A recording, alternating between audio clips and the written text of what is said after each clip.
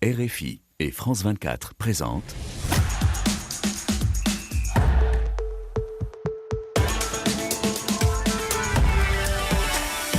Radio Foot International, le Café des Sports, Annie Gasnier.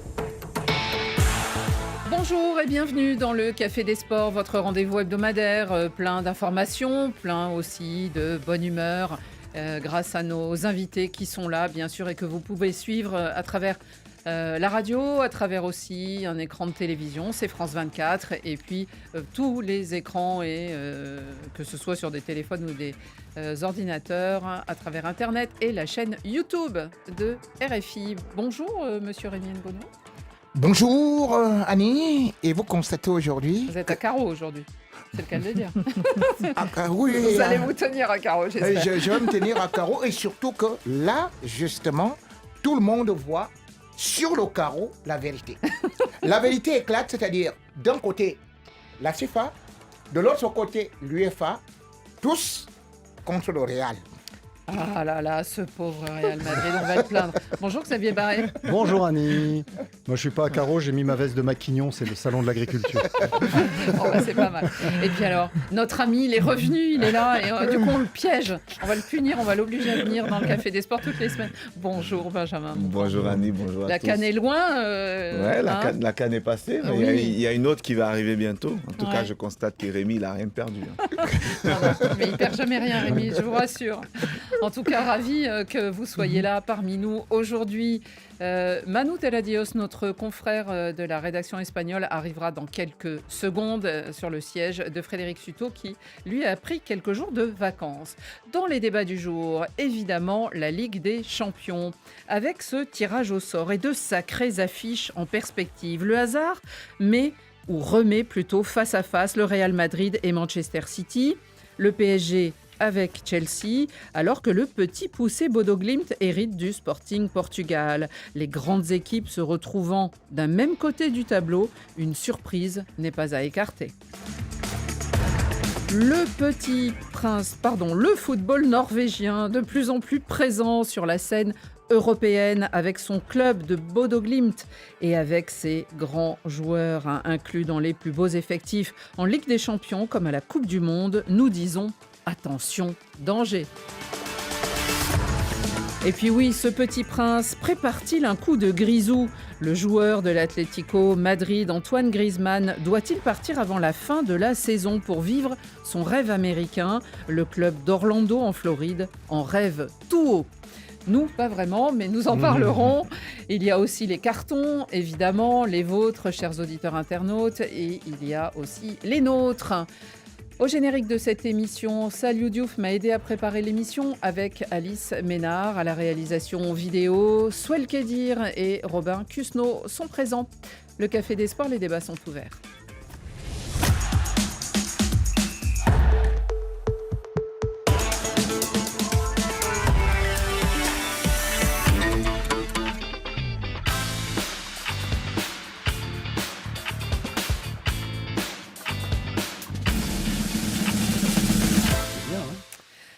Voilà une jolie présentation, mais le hasard fait-il bien les choses ? On va se poser la question parce que tout dépend si l'on observe ces huitièmes de finale de la Ligue des Champions à venir, à droite ou à gauche, du point de vue de la droite ou du point de vue de la gauche du tableau, rien de politique là-dedans. Mais en comptant bien, on peut noter que d'un côté, on va dire qu'il y a 6 grands clubs aux côtés des Parisiens, les champions d'Europe, alors que de l'autre côté, on en voit en gros 3.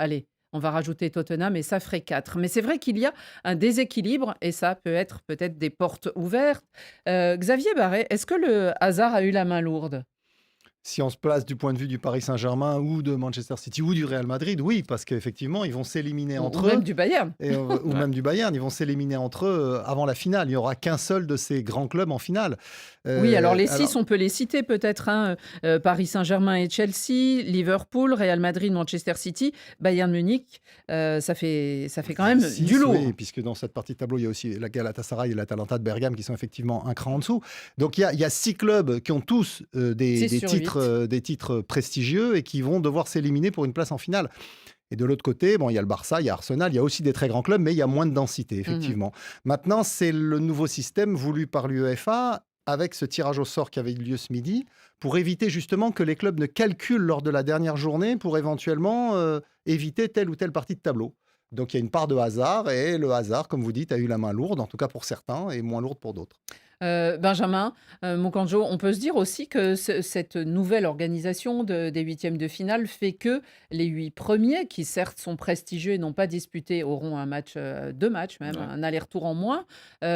Malgré tout, on a un peu la sensation on reste entre nous. Déjà, on va y venir, hein, des affiches qui se répètent, mais en plus, c'est eux qui vont recevoir au match retour.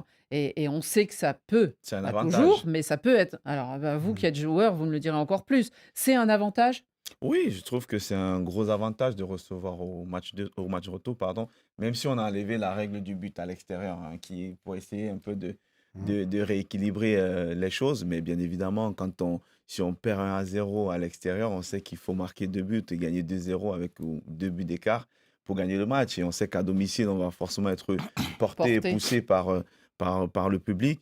Mais pour revenir à ce tirage-là et ce côté droit du Du tirage, tableau. mais du tableau, pardon, je trouve que c'est ça le foot. Quand on a envie de gagner, d'aller loin, de gagner la Champions League, il faut se préparer à rencontrer toutes les meilleures équipes. En Surtout gros, quand le on arrive. finaliste de gauche, ça sera presque le champion.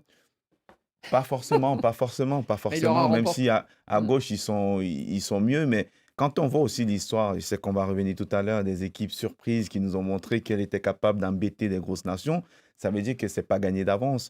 Les matchs, il va falloir aller les gagner sur le terrain. Mais nous, on est content en tant que spectateurs ou téléspectateurs de voir des matchs comme ça, de voir le Mhm. Real qui va défier City pour une énième fois. Nous, on est content parce que c'est des matchs qu'on aime voir. Mais pour moi qui aime le foot, c'est vrai que ces matchs-là, j'aime pas quand ça se répète semaine après semaine. C'est Ben, des ça se matchs qui doivent répète. être un peu plus On va rares. y venir. Rémi, est-ce que cette formule, peut-être, va permettre, eh bien, que alors les petites équipes, on leur manque pas de respect, mais elles ont un palmarès moins imposant. On voit par exemple Bodo Glimt, le Sporting, Portugal, ou même Bayer Leverkusen. Est-ce que vous pensez que ça peut être l'année d'une grosse surprise? Et je dirais presque enfin, parce qu'on a tellement l'habitude maintenant, on a oublié que l'Étoile rouge de Belgrade, Steaua de que Bucarest, voilà, Ouais. Bucarest Porto et même. d'autres Porto. grands clubs Ouais. ont pu à un moment gagner cette compétition. Je vais dire, le hasard dont vous me parlez ne me paraît pas si évident. Les gens me disent aujourd'hui que c'est la nouvelle formule. Mais je me rends quand même compte qu'il y a quelque chose qui se passe parfois dans ces tirages au sort quand vous dites que peut-être on veut favoriser de nouveau actuellement. Moi, je suis quand même surpris, Yanni.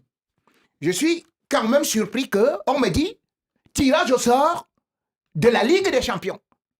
Et on vient avec un nouveau joueur du Barça qui n'a pas gagné la Ligue des Champions. Il représente quoi? Et subitement, oui, Rakitic. Mais dites-moi, c'est sur quelle base? C'est-à-dire que vous avez les anciens qui ont remporté des Ligues des Champions, qui ont fait ceci. Non, Et évidemment, je fais allusion au palmarès des clubs. ah oui, mais donc aujourd'hui, effectivement, d'un côté, le côté gauche, il est musclé, le côté droit, il est squelettique. Et on dit que c'est le côté squelettique paralysé, souffrant d'anomalies. Non, je suis et de pas tout allée ça. jusque-là, Non, regarde. non, mais c'est ça, Annie. Regarde d'un côté, il y a des gens qui gagnent des Ligues des Champions. De l'autre côté, vous avez des gens qui ne gagnent pratiquement alors pas des Ligues des Champions. Cela veut dire que tout le temps, on nous dit que oui, c'est le hasard, mais ce Donc, hasard. c'est un complot pour toi, Rémi, alors c'est Ah ça? oui, il y a un complot. Il y a un complot. Mais attends, je vais te dire une chose. On va me dire aujourd'hui Real que c'est la tremble. nouvelle formule. On va me dire que c'est la nouvelle formule. Mais Sors gars, le parapluie déjà. non, je Sors le vais te parapluie. dire, on ne peut pas m'expliquer que lors des 10 dernières éditions de la Ligue des Champions, que le Real Madrid tombe sur Manchester City 8 fois.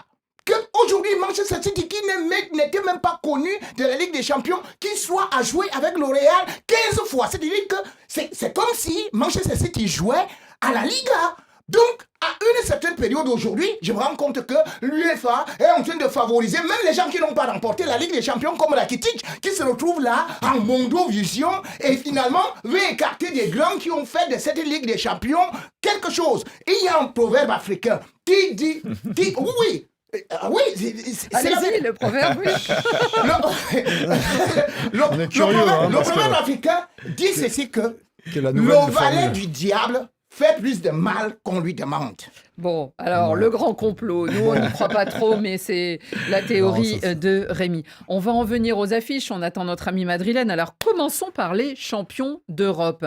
Ces champions d'Europe, Benjamin, est-ce qu'ils sont tombés sur un os, ces champions d'Europe? C'est-à-dire, est-ce que la dernière confrontation entre ces deux équipes, elle a... Alors moi, j'ai C'était vu au que Mondial des certains... clubs. Mondial des clubs. ouais. Oui, parce que Ouais. certains remontaient à celui de 2016, je crois, ou 2019, quand il y en a eu un en huitième de finale déjà. Ouais. Non, Ça, on l'a remontons. oublié, ça, en plus. Mais hein. oui, puis c'est plus les mêmes effectifs, c'est plus les mêmes Ouais, ouais. entraîneurs. Remontons au dernier match. Ouais. C'était donc la finale du mondial des clubs. Est-ce que selon vous, ça peut avoir un esprit de revanche, oui, entre clubs, mais entre équipes?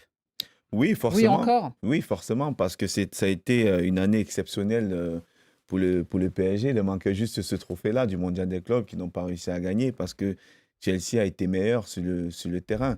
Maintenant, j'attends de voir la réaction de Paris dans ce match-là. Parce que Paris, quand même, quand on regarde les matchs, que ce soit en Champions League et même en Ligue 1, on sent que c'est une équipe qui ne produit pas le même rendement qu'elle produisait Et Luis Enrique l'a reconnu ce matin. Hein. Il y a On est énormément dans de l'état blessés. on paye ce qu'on a fait l'année dernière. Voilà, il y a énormément carrément de, dit, de- enfin. de blessés. Je pense que le fait aussi de ce mondial des clubs a empêché certains clubs de se préparer sur le plan physique.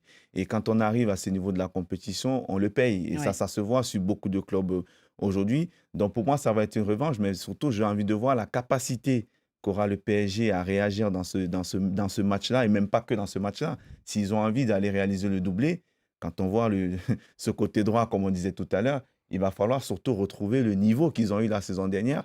Et par contre, je ne suis pas sûr qu'ils puissent avoir ce même niveau-là. C'est vrai Xavier, que il y a une chose, c'est quand même que ce Chelsea, depuis sa victoire l'année dernière, il passe aussi par des hauts et des bas. Il a changé d'entraîneur.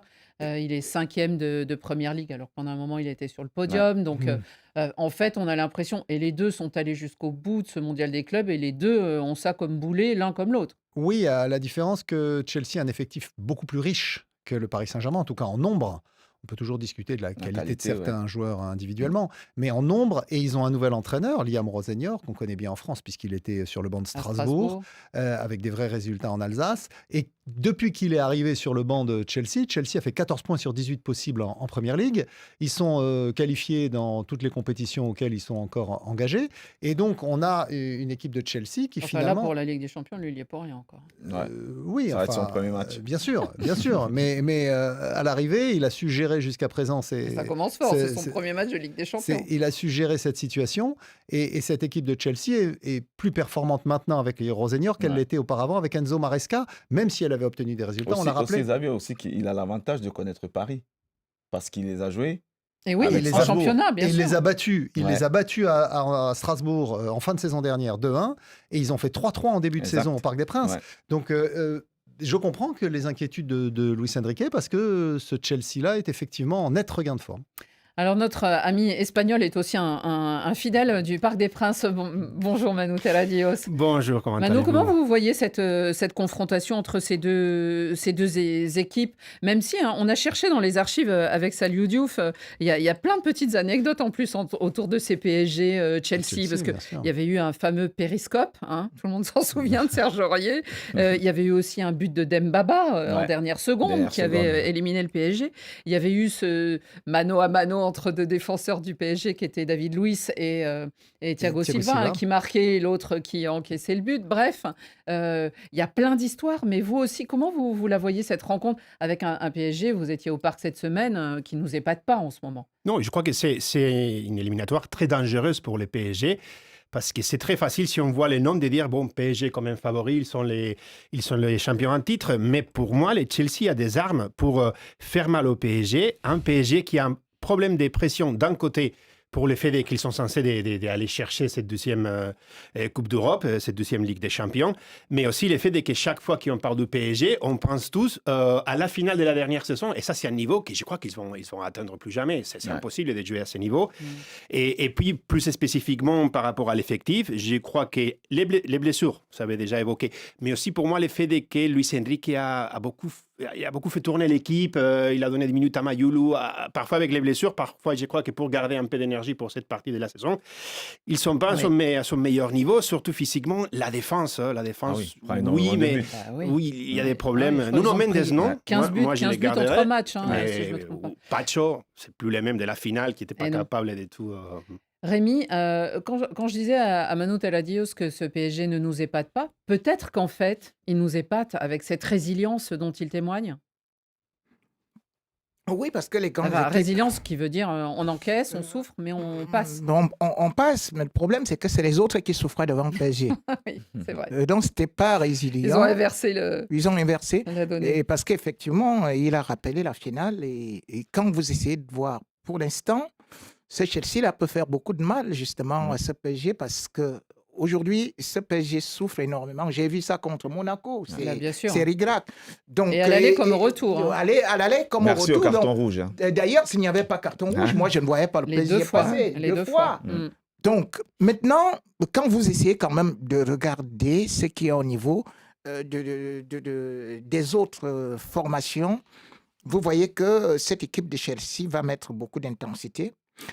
Et surtout, aujourd'hui, si Chelsea a été handicapé, c'est parce qu'à une certaine période, il y a aussi eu beaucoup de blessés, même si le banc était consistant. Mais là, on voit quand même que Cole Palmer, il est revenu.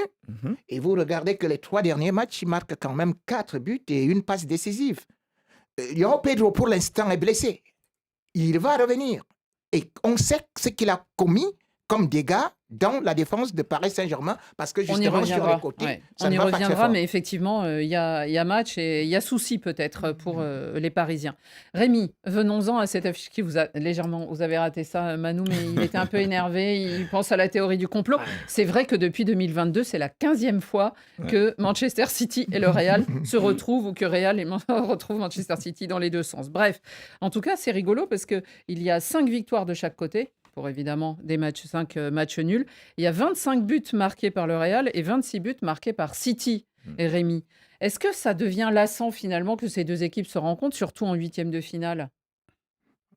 Selon mes statistiques, c'est 29 buts partout. Bon, alors, mes statistiques ne sont pas ça, bonnes, c'est mes statistiques. Bon, peut-être que vous... Donc, effectivement, 5 victoires, 5 de chaque côté parfaite. Et 5 nuls. C'est une égalité parfaite. Mais ça devient monotone. Parce que ce n'est pas possible que des équipes comme ça puissent toujours se rencontrer à une certaine... Est-ce que le Real est en danger? Le Real est en danger. En grand danger, non? En plus, le match, se disputera à Madrid. À l'aller. Oui, parce que le Real est en danger, parce qu'il faut voir aujourd'hui que le Real est très conquérant avec des équipes qui ont la possession et qui jouent un peu haut. Ce qui signifie que c'est là où Mbappé est un véritable joueur. La preuve, c'est que la dernière défaite de Manchester City face au Real, c'est un triplé de Mbappé. Or, aujourd'hui, parce qu'on a beau dire Garcia, Gonzalo, ce n'est pas ça, ce n'est pas encore un joueur top modèle. Donc aujourd'hui, vous avez un City qui s'est renforcé là où le Real s'est affaibli. C'est-à-dire que défensivement, City avait devant eux les Militao, qui était au top, il y avait Rudiger qui avait encore la course et qui faisait peur, il y avait encore Carvajal qui pouvait tenir et tout et tout. Aujourd'hui, la défense du Real n'est pas exactement ça et ils se sont renforcés avec un bon gardien. Ils ont pris le gardien du PSG, ils ont pris Marc Guehi, et du coup, Rémi, j'ai dit quand même que le Real est potentiellement en danger. Manu Teladios, comment vous voyez cette énième rencontre? Qu'est-ce qu'on dit aussi en Espagne? Est-ce que là-bas aussi, on est un peu lassé de se retrouver dès les 8e de finale dans une affiche qui pourrait être une demi-finale? Non, je crois que surtout les supporters du Real Madrid ne sont pas contents. Ce n'est pas comme il y a une saison, 2 saisons, ce n'est pas les mêmes types de rivales.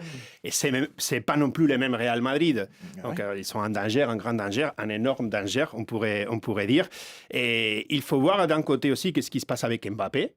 parce qu'il Ouais. est blessé. Bien sûr. Et Arbeloa qui a dit On le laisse au c'est pas une repos. question de quelques jours, on va voir. Bellingham aussi, parce que Oui, et s'il n'y a puis- pas ces deux Et joueurs. puis, on le sait, ces ça joueurs change sont des internationaux énormément. qui, évidemment, savent que la saison va être longue et qu'il y a une longue Coupe du Monde La qui Coupe les du Monde. attend. Du monde au bout. Mais aussi de l'autre côté, je crois que c'est vrai qu'on pourrait dire ils sont joués tellement de fois qu'on a tout vu, mais j'y crois pas. Je crois que cette fois-là, on va retrouver aussi un Manchester City beaucoup plus prudent, beaucoup plus conservateur, qui va pas attaquer comme l'a fait les dernières saisons. Pas, je crois, d'un côté pour le fait que les Real puissent faire mal, mais aussi parce que l'équipe, il n'est pas au même niveau. Et je crois que Ouais. Guardiola Il faut voudrait rappeler pas une chose, prendre c'est des qu'ils risques. se sont rencontrés en phase de poule, là, en Oui. phase de ligue, Ouais. à Madrid. Et c'est Manchester City qui a gagné dehors. Ouais, mais, Mm. mais Donc, les- parce que Mbappé aussi mais les- n'était non, pas non, là. non. C'est là où Donc, j'ai dit le Mais danger. les 4 Bon, dernières fois c'était- qu'ils se sont retrouvés en phase éliminatoire, c'est le Real Madrid qui a gagné 3 fois aussi. Ah ouais. Oui, non, mais là, Avec je parle Fortuna. de cette saison. Bien sûr. On a un antécédent Oui, sur mais- cette saison. Depuis, on sait que par rapport aux précédentes confrontations, il y a eu beaucoup de changements du côté Ah, du voilà. Real et du côté de Manchester D'entraîneurs, City. déjà. Ouais. Et du Surtout côté de au Manchester Real. City. Ouais. Pour terminer sur ce match, que diriez-vous, Benjamin, vous? Non, je pense qu'effectivement, je suis d'accord, je suis du même avis que tout le monde sur le plateau. Le Real est en très, très grand danger. Mm. Quand on voit quand même les dynamiques des deux équipes, pour moi, le Real est plutôt vers le bas. Et City, qui avait eu un début de saison un peu difficile, qui est bien revenu, ils sont allés chercher Gueye, championnat. comme tu le disais au mois de janvier. Ils se sont Semenyo renforcés aussi. sur le Antoine sur le Semenyo. plan défensif. Et puis, tu as des joueurs dans cette équipe capables de faire la différence, comparé à ce que le Real nous montre depuis le début oui. de saison, avec un entraîneur qui était venu avec une idée de jeu, Et à qui on finalement n'a pas qui est donné le parti. temps. Il faut s'adapter à celui qui est là aujourd'hui. Ça demande énormément d'énergie aux joueurs et c'est pour ça que ce Real-là est. Mais bon, cartonne les gars, énormément. n'ayez pas peur. Je vous dis, les Madeleines, sachez une chose. Voilà Vinicius, ce que je vois sur le tableau. Il est en train de revenir. Ah, lui, il est là. bien Et revenu, il faut lui, par savoir contre. que lui, ça fait 7 buts depuis Lui, il est bien, que lui. là, avec 2 passes décisives. Donc, vous voyez qu'il fait quand même gagner tout un match. Donc, n'ayez pas peur. N'ayez pas peur. D'ailleurs, il y a un proverbe africain qui dit que un bon guitariste joue sur une guitare qui a une corde. Alors, et Je je ne sais pas si reviendrai. l'accord Vinicius seul suffira au Real Madrid. hein. Ah non, Il y a 8 matchs à examiner. Évidemment, on n'a pas le temps d'examiner les 8 et on y reviendra dans les autres éditions de Radio Foot. Sachez quand même que le FC Barcelone rencontrera Newcastle et l'Atlético Madrid-Tottenham. Mais on va en venir à ce petit club de Bodo Glimt et on va le faire à travers le football norvégien.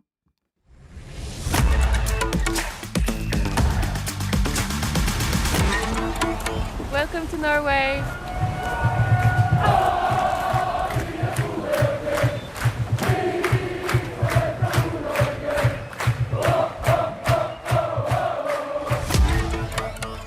Alors attention, les Vikings débarquent. Ils sont même déjà parmi nous, les footballeurs norvégiens. Leur figure de proue, évidemment, on la connaît.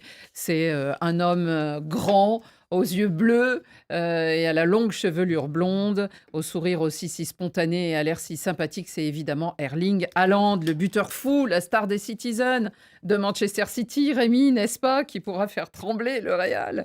Mais il n'est plus seul sur son dracard. Aujourd'hui, on sait à peu près tous, je crois, citer des noms de joueurs norvégiens, n'est-ce pas, messieurs Haaland. Oui, alors Il y a Xavier, déjà- vous allez tous il y les a savoir déjà- par cœur, ouais. alors ça compte pas. Alors, Benjamin, laissons les autres. vous sauriez en citer un ou deux, j'espère. Bah, le meilleur d'entre eux, non? Lequel? Haaland, Sorloth. Bah oui, Haaland, oui, que, Haaland, que- oui, oui, on oui, en a bien parlé, sûr. mais il y a Ouais. aussi Sorloth, il y a aussi Sorloth, ouais. Odegaard, Hum. il y a aussi Sander Berge, il y a Patrick Berg, il y a toute une nouvelle génération. Oscar Bob, qui est à Manchester City, même s'il est souvent blessé. Mhm. Il y a des joueurs dans toutes les lignes, même derrière. Exactement. Nuland, qui est le gardien du FC Séville. Et alors, Une très justement, bonne il y a non seulement ces joueurs qui sont dans les grands effectifs, mais il y a aussi des clubs. Et alors, si hier soir, en Ligue Europa, le Brann Bergen a été éliminé par Bologne en barrage de cette Ligue Europa, eh bien, évidemment, au cours de la semaine, celui qui a créé l'exploit, c'est Bodo Glimt, la présidente, parce que c'est une présidente de la fédération en Norvège, Lisa Klaveness. Elle a savouré ce moment dans les tribunes en parlant de l'exploit le plus retentissant d'un club norvégien. C'était l'élimination de Milan à Milan. Il y a eu, vous le savez, on en a parlé dans la semaine, Victoire du Bodo Glimt à l'aller comme au retour. Est-ce que ce Bodo Glimt, il pourrait créer la surprise selon vous dans cette partie de tableau où il se retrouve et où finalement, allez, les grands noms, c'est Arsenal, l'Atlético de Madrid, c'est le FC Barcelone et voire Tottenham. Eux, ils vont se retrouver face Nous- au Sporting Portugal. Ouais, Je je pense pense qu'ils que avaient déjà brûlé face un au, cierge fa- pour, fa- face pour au ça. Sporting, c'est possible qu'ils réalisent un exploit parce que Match quand aller là-bas. on voit bien sûr ce ils ont fait en gagnant les équipes déjà à domicile. On sait que c'est difficile de jouer dans le stade. Mais moi, ce que je veux surtout souligner, c'est la performance qu'ils ont réalisée à l'extérieur. Quand on sait qu'aller gagner à Madrid face à l'Atlético, c'est pas rien. Gagner à Milan face à l'Inter et faire match nul au Borussia de partout. Donc ça veut dire que c'est une équipe pour moi qui est capable non seulement de gagner à domicile et bien sûr aller chercher un résultat à l'extérieur. Donc il ne faut pas la prendre à la légère cette équipe. On ne la voit pas arriver. Bon, maintenant on l'entend. Hein, comment ça fait un peu de bruit. Donc pour moi, c'est une équipe qui a largement les capacités déjà à gagner ce match-là contre le Sporting. Et peut-être, mais je ne la vois pas gagner la Ligue des Champions. Hein, mais faire un beau parcours, arriver en demi-finale, en quart de finale, ça serait déjà bien. Manu Dios, vous aussi, vous avez été impressionné par finalement ces hommes. Alors, on les observe, hein, on les avait vus en Ligue Europa l'année dernière jusqu'en demi-finale. Mais là, on s'était dit, on avait envie de dire à Milan attention, et finalement, ils se sont fait piéger. Oui, je crois que, je ne sais pas si on est tous d'accord, mais moi, quand j'ai vu un peu l'éliminatoire que ça serait face à l'Inter, il y avait quelque chose que j'avais là-dedans qui me disait attention, Bodo Glimt, parce que l'Inter, ça va pas très bien, qui se pourrait se qualifier. Je ne sais pas si vous êtes d'accord, mais moi, j'avais un peu cette impression. Je n'allais pas dire Nous aussi, on l'a que eu. j'étais sûr 100%, mais qu'il y avait cette possibilité. Et puis, c'est un peu pareil, il va faire un bon parcours. Je crois qu'on sera tous contents s'ils le font. C'est un foot différent, Voilà. et ça montre un peu Qui l'importance. signifie beaucoup de voilà, travail aussi, travail avec bien peu de fait, moyens. avec un entraîneur Knudsen qui ça fait plusieurs saisons qui Ouais, avec depuis l'équipe, qui te parle dès qu'il n'y a 8 pas, ans. il a pas de pression pour gagner, mais plutôt pour faire un travail bien fait. Et qui montre aussi, au-delà du talent, que c'est hyper important dans le monde du foot, et les questions de dynamique. La dynamique de cette équipe les donne une espèce d'élan que je crois que même les supporters de Sporting pensent il faut faire attention, Eh oui. hein, parce que Bah, même s'il y a une différence de budget, ils ont intérêt. d'effectifs. Ils ont intérêt à se méfier. Xavier, moi, je voudrais étendre maintenant cela, évidemment, au football norvégien. D'une façon générale, il y a 4 internationaux dans cette équipe de Bodo Glimt. Mais surtout, si on s'intéresse au football norvégien, et Rémi, vous allez nous en parler après, parce que ça concerne aussi les Africains, parce qu'à la Coupe du Monde, ils sont dans le groupe de la France. Alors, le premier match, on ne sait pas trop contre qui vont le jouer, ça sera ou la Bolivie ou l'Irak, mais ensuite, ça sera contre le Sénégal et contre la France. Ouais. Et cette équipe de Norvège, eh bien, elle est 29e au classement FIFA désormais, et on se dit, c'est pas un cadeau. Elle s'est qualifiée pour la Coupe du Monde en battant 2 fois l'Italie d'ailleurs. Lors des Nos pauvres éliminatoires. amis italiens Donc, ont payé il y a 2 éléments. cher. Il y a d'abord l'élément anecdotique que j'avais évoqué sur ce plateau, c'est que les 2 attaquants de cette équipe de Norvège, donc Alexander Sorloth et Erling Haaland, leur père, donc Alfie Haaland et Göran Sorloth, ont joué la Coupe du Monde 1994 aux États-Unis avec la Norvège. Et je l'avais couvert la qualification de la Norvège pour France Football à l'époque. Et donc, il y a donc 2 fils d'eux qui se retrouvent à nouveau en tête de proue du Drakkar norvégien, comme vous évoquiez. Et puis, il y a la qualité de ce championnat. On n'en parle pas beaucoup, l'élite syrienne. Moi, j'ai eu l'occasion de le commenter sur Eurosport parce que il se trouve qu'en Norvège, c'est Eurosport qui diffuse le championnat. Et l'année du Covid, il fallait remplir les grilles. Et donc, on avait fait des programmes sur Eurosport pour suivre ce championnat. Et c'est la première saison où Bodo Glimt a été sacré champion en 2020. Et donc, c'était vraiment un peu une découverte parce qu'ils étaient remontés de 2e division qu'en 2017. Mhm. Donc, c'est vraiment un Devant phénomène. 3 Avant, ans, c'était Rosenborg qui gagnait pratiquement chaque année ou Ouais. Molde. Et donc, on a un championnat de qualité. Et par exemple, il y a un garçon qui est passé par Bodo Glimt que tout le monde connaît, c'est Victor Boniface.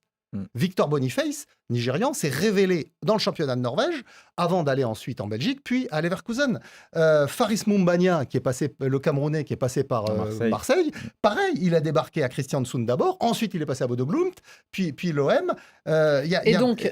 Cette équipe donc, à il y a la Coupe des du joueurs- Monde, elle Oui, a fait 2 fois un 8e de finale. En 1938, en France, c'est marrant, et en 98, encore en France, quand elle participait, où il y avait beaucoup moins d'équipes en plus, c'était sans doute plus dur. Oui, alors il y a ces joueurs norvégiens qui, pour la plupart, évoluent dans des grands championnats maintenant, beaucoup en Angleterre d'ailleurs. Mais il y a aussi ce vivier en Norvège, et Bodo Glimt en est le meilleur exemple. Quand ils arrivent à garder leurs joueurs, qu'ils ne partent pas tous évoluer effectivement en Angleterre, en Allemagne, ou en Belgique, voire en France, Et c'est eh bien, ils Mais là, peuvent ça va être constituer des compliqué équipes de les performantes. garder quand même. Hein. avec la campagne qu'ils font. Mais alors, deux exemples tout forcément, il va simplement. avoir. Patrick Berg, le capitaine de cette équipe de Bodø Glimt, est venu à Lens, il est resté 6 mois, il est Oui, retourné oui. à Bodø Glimt. Et donc, un autre au Milan AC qui et Hans-Peter Hauge, Hauge, qui a l'ailier gauche, marqué pareil. contre l'Inter. Il est parti à Milan. Milan, il Oui. est pas resté longtemps. Ils l'ont prêté à un club de Bundesliga. Et puis finalement, il est revenu à Bodø Glimt. Et il s'éclate à Bodø Glimt dans cet univers où ils sont très protégés, très particuliers. Et ils ont des résultats ensemble. Rémi, ça va être intéressant ce Norvège-Sénégal à la Coupe du Monde. Ça veut dire que c'est une équipe quand même. Alors depuis le tirage au sort, on le sait, hein, vu la campagne de qualification qu'ils ont faite et en passant largement devant les Italiens.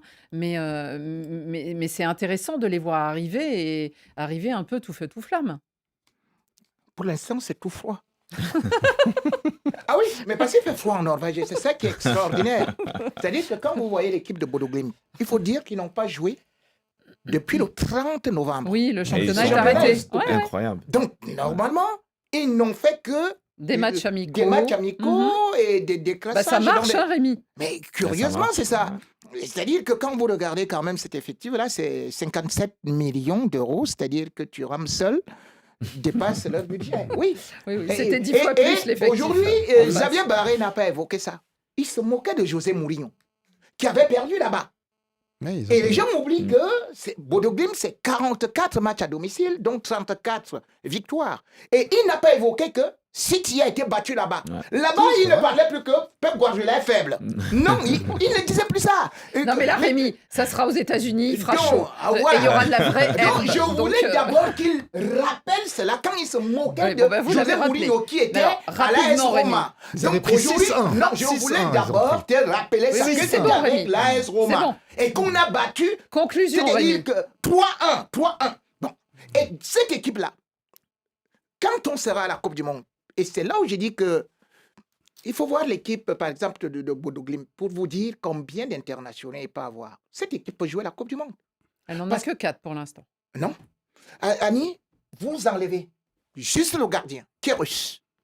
L'attaquant, qui est Oui, oui, non, non, danois. mais il n'y a que Ouais. 4 Et internationaux puis, pour l'instant. non, de et il y Bodø a Glimt. un seul joueur qui n'a pas encore été sélectionné dans cette équipe-là, qui était titulaire, Oui. et qui a joué le dernier Mais qui match. sont réguliers. Il n'y a qu'un seul joueur qui n'a pas encore été international. Appelé. Et vous avez là, deux Golgoth.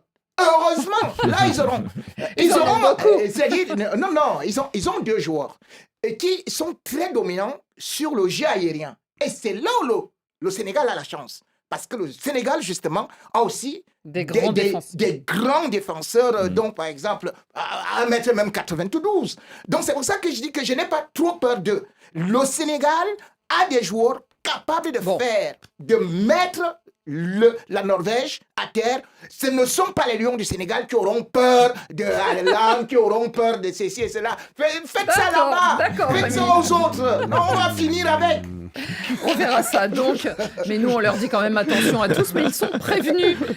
S'ils ont des grands défenseurs, tout va bien. Alors, on continue. Alors, je voulais citer quand même des grands joueurs illustres par le passé. Jordan Riese, qui a 110 sélections Yann Arnerise, et oui. qui était passé par Liverpool. Hein, c'est un des plus grands joueurs de ce pays. Il y a eu Solskjaer, bien sûr, qui après a entraîné même Manchester United où il avait joué. Et puis il y a John Carew, John qui Carew. était Oui, notamment était à passé Lyon. par Lyon. Exactement. Allez, on court vite. On va vers l'Atlético Madrid et son petit prince.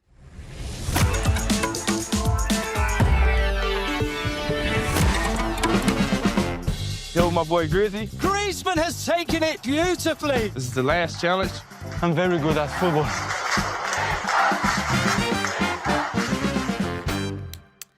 El Principito, on le dit encore en espagnol, des Colchoneros veut changer d'horizon. Alors ça arrive souvent quand la carrière commence à se terminer. Et Antoine Griezmann regarde vers l'ouest, un peu comme Lucky Luke, on regarde du côté des États-Unis. Alors on connaît sa passion pour tout ce qui est américain. Il adore les sports américains, il aime les cartoons, il aime tout ce qui vient de l'ouest. On peut déjà l'appeler Prince, ou peut-être l'appelleront-on ainsi là-bas. En tout cas, il aimerait aller jouer aux États-Unis et c'est le club d'Orlando qui lui fait de l'œil, un club de Floride qui joue en MLS. Mais voilà, ces gens d'Orlando, ces messieurs d'Orlando aimeraient qu'il arrive tout de suite, le meilleur buteur de l'histoire de l'Atlético. Et il ne lui resterait alors que 3 matchs à disputer sous le maillot des Colchoneros. Manu Teladio, est-ce que c'est pas un peu trop tôt de partir parce qu'on se dit, OK, il a une belle opportunité, le championnat de MLS va commencer, ils le veulent pour le début, mais ils sont qualifiés, ils sont encore en Coupe du Roi, ils sont encore en Ligue des Champions. Ouais. Je ne vois pas d'intérêt pour Griezmann de partir si tôt. Et deux éléments. Déjà, parce que pourquoi partir comme ça? Il avait déjà fait une fois quand il est Il est parti, mal parti quand il est à parti Barcelone. à Il a Barcelone. réussi quand même à renverser un peu la perception des supporters. Et il est de nouveau une légende. Et aussi cette saison, il continue à jouer. Il n'est pas titulaire en championnat de Ligue, mais il joue pratiquement tous les matchs. Il est titulaire en Coupe du Roi. Il n'y a plus le Real Madrid qui est éliminé. C'est bien parti pour eux face à Barcelone. Ils ont gagné 4-0 les matchs allés. Donc, pourquoi pas finir en beauté cette aventure avec l'Atlético de Madrid, peut-être avec les titres de la Coupe du Roi, et partir comme une vraie légende et pas comme il l'a fait la dernière fois quand il est parti Bah oui. à Barcelone. Benjamin, alors ça c'est autant du point de vue du joueur, mais aussi de l'entraîneur. Enfin, le club, quel intérêt à le lâcher maintenant? Alors peut-être une promesse verbale de lui dire tu choisis quand tu pars et où tu Ouais. pars, mais quand même. Non, mais on sait, comme tu disais, il a déjà cette volonté-là d'aller là-bas. Il aurait pu partir bien avant. Il a décidé quand même de rester. Il a même prolongé son contrat avec Oui, avec jusqu'en 2027. l'Atlético, effectivement. Je pense que c'est plus un choix de vie qu'autre chose. Il arrive, bien évidemment, ça fait des années qu'il est à l'Atlético. C'est un joueur important. Il a même regagné sa place parce qu'en début de saison, c'était compliqué. Là, on sent qu'il est de mieux en mieux dans le jeu. Moi, j'ai eu la chance de le commenter la semaine dernière. Il est très, très bon. Il retrouve un vrai niveau. Mais c'est vrai qu'il n'a plus les mêmes prestations Une qu'il belle avait entente avant. avec Lookman qui vient Aujourd'hui, d'arriver. il a 34 ans. Ça aussi, il faut Il va tenir avoir compte 35, de Oui, son mais il aura âge. 34 ans et demi au mois de juin. Oui, mais peut-être qu'il a envie finalement d'aller s'installer là-bas. Je pense que lui, il se voit vivre de ce côté-là. Pour moi, c'est plus un choix de vie un choix sportif. Donc, il va tourner la page de l'Atlético. Bien sûr que oui, il faut soigner sa sortie, mais est-ce que finalement, il y a une meilleure sortie?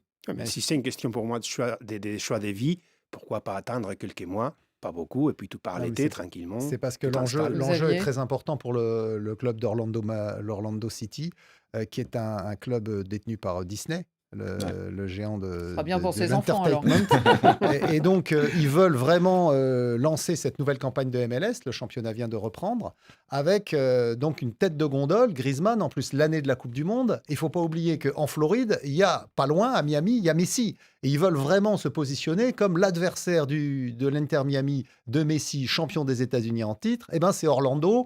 Faire du derby de Floride un must du soccer aux États-Unis. Et pour ça, ils veulent Griezmann dès maintenant, en fait, dès le début de la saison. Et effectivement, je comprends que c'est un déchirement sûrement pour Antoine de se dire, bon, qu'est-ce que je fais? Parce qu'il est très attaché à l'Atlético, où il est adulé.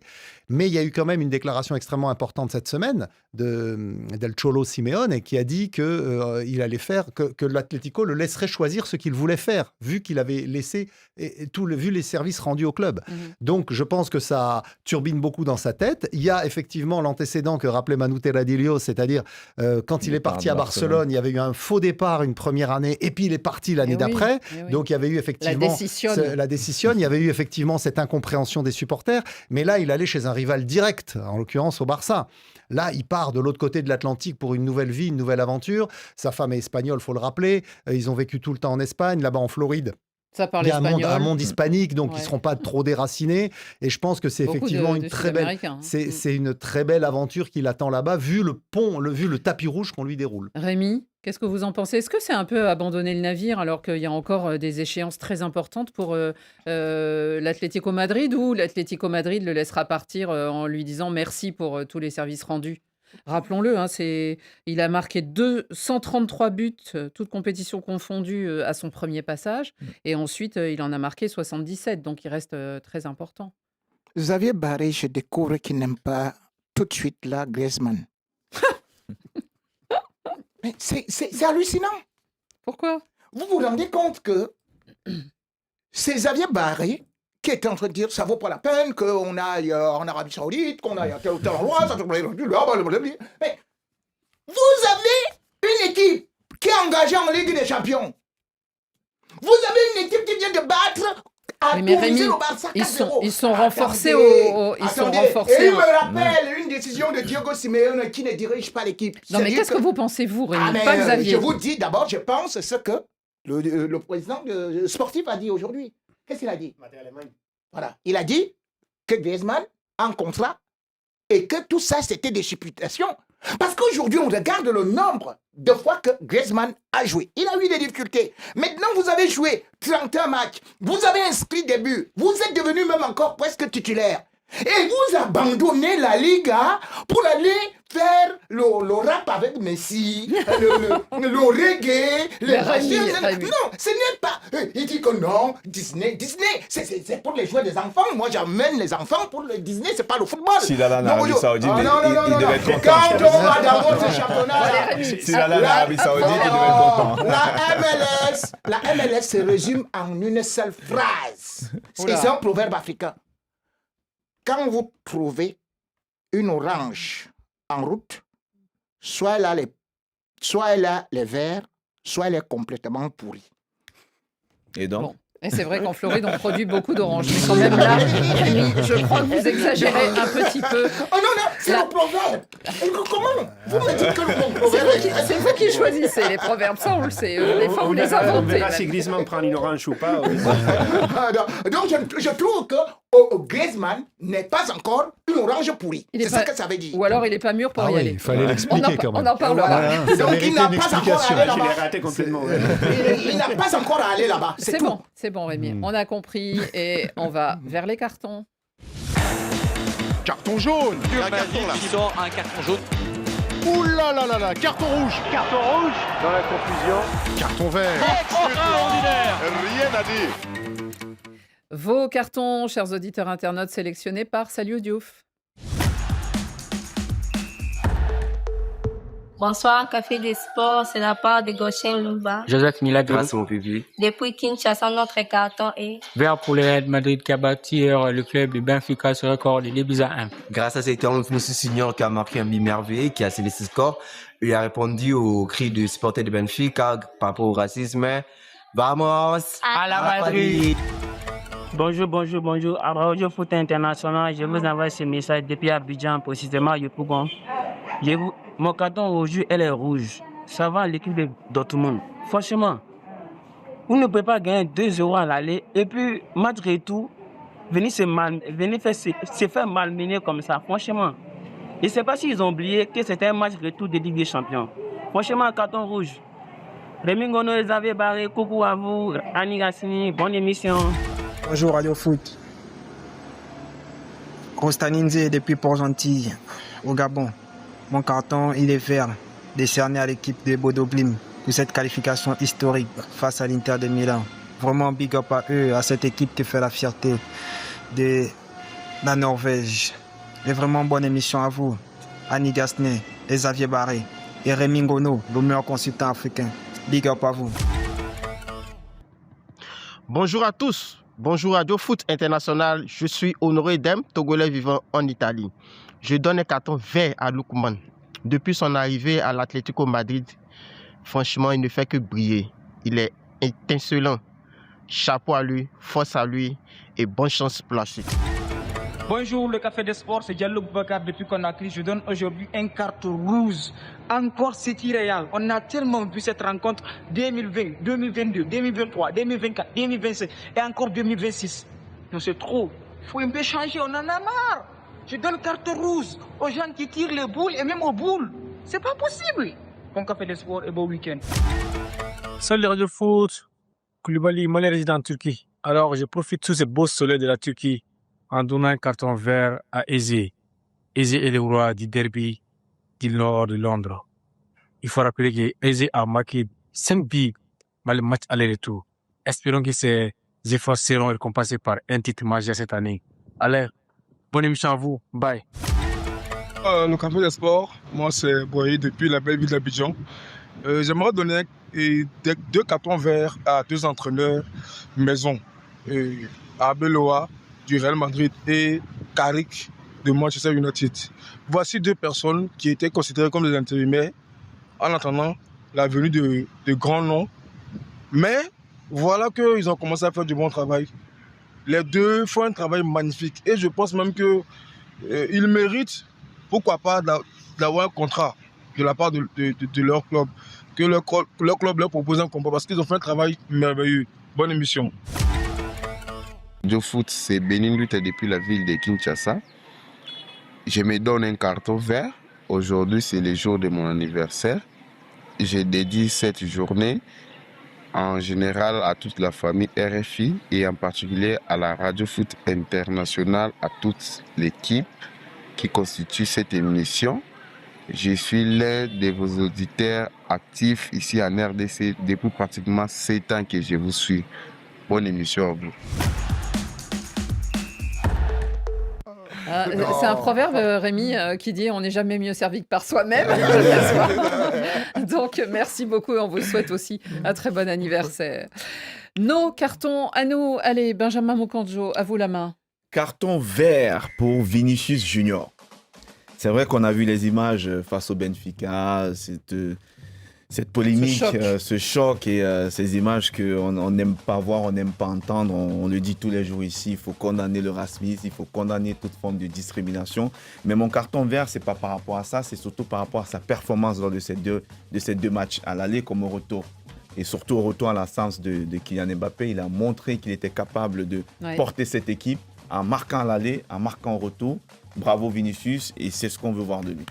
Eh bien, dans le prolongement, le carton de Radio Foot, il est vert et il va à Neymar. Neymar qui a marqué un doublé en revenant dans le championnat brésilien, les 2 buts de la victoire du FC Santos sur le Vasco da Gama, mais surtout, clin d'œil à Vinicius, il a commémoré son but exactement de la même façon, c'est-à-dire en dansant avec le poteau et en disant « Baila Vinicius, danse Vinicius ». Et puis regardez, il y a aussi, pour ceux qui nous regardent, les joueurs de Corinthians. Eux, ils sont rentrés sur le terrain en se cachant la bouche avec leur t-shirt. Et Corinthians, on le sait, est un club qui a beaucoup lutté, notamment pour la démocratie à l'époque de la dictature. Manu Terradios, vous aussi, c'est tout autour de Vinicius et du Real. Mais dans ces cas-là, c'est un carton rouge et assez type, parce qu'on ne peut pas l'appeler ni supporter ni fan de foot qui a fait ce salut nazi lors du dernier match. À côté, comme on voit, d'une banderole qui disait non au racisme, qu'il ne faut pas traduire. Heureusement qu'il a été repéré hyper vite, qu'il a été viré du stade, mais qui en plus, après, il a enregistré une vidéo ubuesque pour justifier ce qu'il a fait, pour dire qu'il fait des gestes mal polis tout le temps. Et en gros, il a dit, moi, je ne peux pas être raciste et je connais des Noirs, quelque chose que je trouve lunaire. J'ai un ami noir. Exactement. J'ai adopté des enfants noirs. Bon, donc voilà pour ce qui était de ce fait qui, évidemment, a beaucoup de répercussions. Mais vous aussi, Rémi, vous avez un carton et qui se réfère à une situation qui peut-être va se répercuter encore. Oui, c'est dingue. Rouge. Mais oui. À la colombe du Dielobo. Les gens vont se demander c'est où ça. Le Dielobo, c'est la région du président de la République du Cameroun. Et ils ont une équipe qu'on appelle la colombe. Et on joue le trophée des champions. À la 60e minute, on siffle le penalty pour la panthère de Banganté. Alors les gars, ils sont un peu fâchés, mais ils laissent quand même tirer le penalty. Et quand la panthère a déjà marqué le but, le match reprend. 4 minutes après, il se rappelle que le Sénégal avait eu on a vu ça au Maroc. Et les gars décident de trophée des champions. Ils disent que nous quittons le stade. Et ils s'en vont. Et ils disent que bon, de toutes les façons, on ne peut pas accepter l'arbitrage comme ça. Vous avez accepté le penalty. On y tire le penalty. 4 minutes après, vous revenez et tout. J'ai dit, cette équipe-là doit être sanctionnée. On ne peut pas continuer à accepter que tout le monde fasse n'importe comme ça. Et il y a un proverbe africain qui dit, le canard, en voulant imiter l'oie, est parti nager dans le fleuve et s'est noyé. Xavier, on n'a pas le temps de donner de votre carton, je suis désolée, parce qu'il y a quelques secondes, il allait un joueur anglais, effectivement, Jess Miller, mais on en parlera une autre fois. Je suis désolée. Merci à tous, messieurs, d'avoir participé à ce Café des Sports. Merci à tous, bon week-end et à la semaine prochaine.